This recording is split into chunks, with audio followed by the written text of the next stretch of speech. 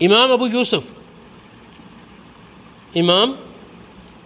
یوسف آپ طالب علم تھے، جلدی شادی ہو گئی، بچے پیدا ہو گئے، باپ کمزور ہو گئے، 3-4 روز ناغہ ہوا پڑھائی میں جانے سے۔ امام ابو حنیفہ جو ابو یوسف کے استاذ تھے، انہوں نے پیغام بھجوایا کہ آپ پڑھنے کیوں نہیں آتے؟ انہوں نے کہا کہ ابا بیمار ہو گئے، اب ان سے کام نہیں ہوتا، بوڑھے ہیں، وہ گھر کے اخراجات میری ذمہ داری ہے۔ امام ابو حنیفہ نے ان سے کہا کہ تمہارے گھر کا ماہانہ خرچہ کتنا ہوتا ہے گزارا؟ انہوں نے بتایا 20 درہم 15 درہم جو بتایا۔ امام ابو حنیفہ کہنے لگے یہ مجھ سے لے لیا کرو ہر مہینے کا، اور پھر عملی طور پر زندگی کے آخری لمحے تک وہ ہر مہینے خرچہ دیتے رہے۔ جوہر قابل ہے، صرف پیسے کی وجہ سے اس کی علم اور اس کی صلاحیت ضائع نہ ہو۔ پھر امام ابو حنیفہ کی وفات کے بعد پھر فاقے شروع۔ ابو یوسف کے گھر میں والدہ، بیوی، بچے، کوئی بہن بھائی ہوں گے، فاقے شروع، بڑے پریشان۔ کسی نے انہیں کہا کہ فلاں حاکم کے نام درخواست لکھ دو کہ مجھے ملازمت دی جائے، کہیں کوئی قاضی بنا دو، کوئی جج بنا دو، کوئی امامت خطابت کوئی اہم پوسٹ دے دو جس سے میرا گزارا چل جائے۔ یہ سوچ میں تھے۔ ان کو ان کے کلاس فیلو ایک ملے، جماعتی ملے، انہوں نے پوچھا وہ یوسف کیا سوچتا ہے؟ انہوں نے کہا اس طرح کے حالات ہے اور یوں سوچ ہے کہ میں دوست کہتا ہے درخواست لکھ دو، میرا دل نہیں مان رہا دنیا داروں سے درخواست کرنے کو۔ انہوں نے کہا کہ یہ بتا کہ اگر اللہ پاک دینا چاہے تو کوئی اور روک سکتا ہے؟ انہوں نے کہا نہیں۔ اگر اللہ پاک نہ دینا چاہے تو کوئی دے سکتا ہے؟ کہا نہیں۔ انہوں نے کہا پھر اللہ پاک سے مانگو، اللہ کریم کی بارگاہ میں دعا کرو، اللہ رب العالمین نے جس طرح تمہیں دلانا ہے وہ دلا دے، کہ نظر تمہاری اپنے رب کی طرف رہنی چاہیے۔ اس وقت امام ابو یوسف بغداد شریف پہنچے ہوئے تھے۔ آپ نے کسی حاکم، وزیر، گورنر کسی کو ملنے کے بجائے بس دعا میں مصروف ہو گئے، اور وہ کام جو ظاہری اسباب جب منقطع ہو جائیں تو کرتی ہے دعا، یہ کچھ اور نہیں کر سکتا۔ امن یجیب المضطر اذا دعا، مجبور حالت والے کی دعاؤں کو اللہ پاک کے سوا کون قبول کرتا ہے؟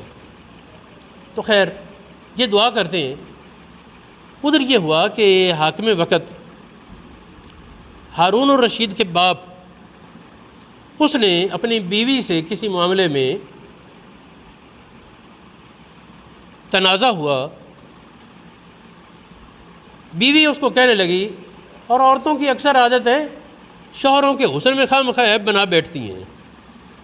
وہ ایک واقعہ سنا ہوا ہے نا، کسی نے کہا جی اللہ کا ولی تو وہ ہوتا ہے جو ہوا میں اڑ لے۔ اتفاق سے اس کا شوہر ابدال تھا، وہ ایک دن اڑتے اڑتے گھر کے گرد اس نے چکر لگائے اور پھر چلا گیا۔ شام کو بیوی کہنے لگی کہ آج ایک اللہ کے ولی کی مجھے زیارت ہوئی ہے، اس طرح ہمارے گھر کے گرد چکر لگایا۔ وہ کہنے لگے میں ہی تھا۔ کہنے لگے ایویں ہی۔ وہ کہنے لگے تو آٹا گنڈی پی آئی ہیں، او کم کر دی پی آئی ہیں یہیں۔ کہنے لگے آخو تائیں ڈنگا ڈنگا اڈا جاتا سے۔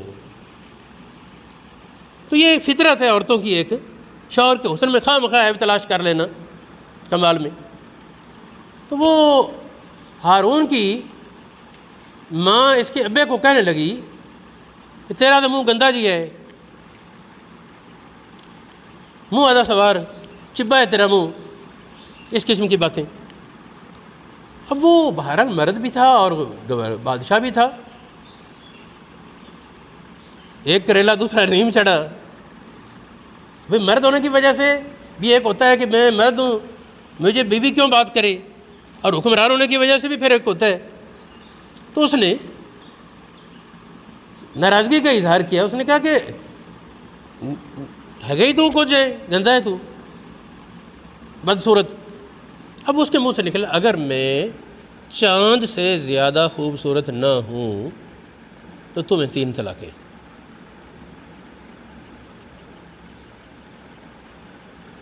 اب اس کے بعد بادشاہ کو احساس ہوا کہ میں نے تو عجیب سی قسم اٹھا لی، اور شاہی خاندان میں فطور پیدا ہو جائے گا اگر اس کو طلاق ہوتی ہے تو.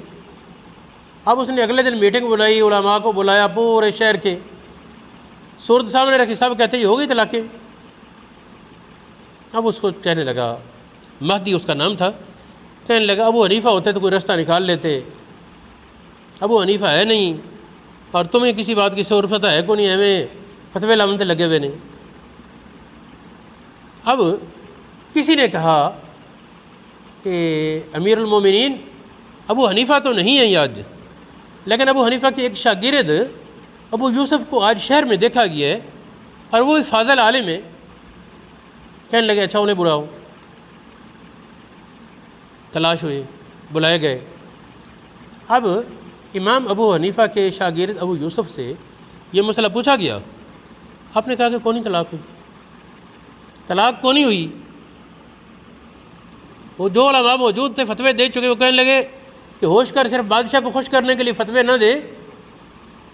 جب اس نے کہا کہ اگر چاند سے میں زیادہ خوبصورت نہیں تو طلاق. ظاہر چاند تو بڑا خوبصورت ہوتا ہے، یہ تو چاند جیسا نہیں ہے. انہوں نے کہا کہ قرآن پاک ہے لَقَدْ خَلَقْنَا الْإِنسَانَ فِي أَحْسَنِ تَقْوِيمٍ، ہم نے انسان کو بہت اچھی صورت میں پیدا کیا.